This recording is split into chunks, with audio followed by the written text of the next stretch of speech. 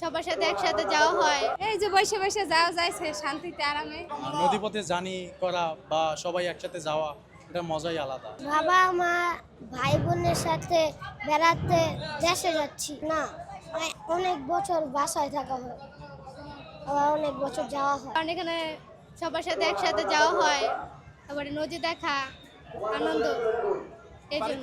আজকে অনেক সুবিধা আছে কালকের চাইতে। কালকে তো অনেক জ্যাম আছে, আজকে রাস্তায় কোনো জ্যাম নাই। দুটোটাই আর কি, ঈদের সময় লঞ্চেই ভালো লাগে, অনেক মানুষজন না, বাড়তি ভাড়া নাই, না সব কিছু ক্লিয়ারভাবে নিছে।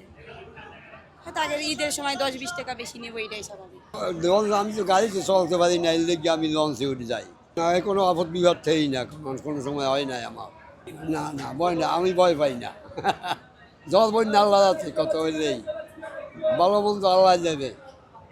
আল্লাহ যে সময় নিয়ে যাইবে সে সময় কেউ দেখতে পারবে না দুনিয়ায়। লঞ্চে যাই না, যদি বাসে টিকিট পাই, বাসে যদি টিকিট পাই তাহলে বাসেই যাই। তবে বাসে টিকিট পাওয়া যাচ্ছে না বলি আমরা লঞ্চে যাচ্ছি। লঞ্চে যাচ্ছি এই জন্যই যে একটু শান্তিতে যাইতে পারবো। বাসে তো টিকিট পাওয়া যাচ্ছে না, তো সময় শেষ। আপাতত 1600 টাকা করে ছাড়িয়ে দিচ্ছে, তা সবার পক্ষে তো সব কিছু সম্ভব না, এই জন্যই লঞ্চে আসা লাগে। আমি মনে করি গাড়ি চেয়ে লঞ্চে গেলেই শান্তি। এই যে বসে বসে যাওয়া যাইছে শান্তিতে আরামে। না, আমি মনে করি আমার লঞ্চে গেলেই শান্তি হয়। গাড়িতে যে জার্নি বলতে পারি না, আমি লঞ্চে আইছি, লঞ্চের টিকিট কাটি না, ভাড়া কত কইতে পারি না। গাড়িতে তো ঈদের সময় ভাড়া বেশি।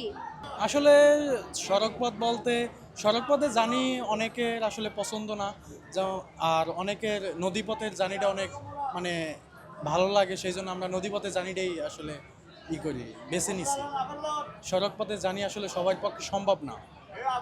নদীপথে জার্নি করা বা সবাই একসাথে যাওয়া, এটা মজাই আলাদা। আসলে সবাই একসাথে যাওয়া, মানুষজন মানে দেখে শুনে যাওয়া, তারপর নদীপথে যাওয়া, যাতায়াত ব্যবস্থা, এটা আসলে অনেক বছর পুরানো ঐতিহ্য, বা এই ঐতিহ্য আমরা ধরে রাখার জন্যই সবসময় লঞ্চে যাতায়াত করে আসতেছি।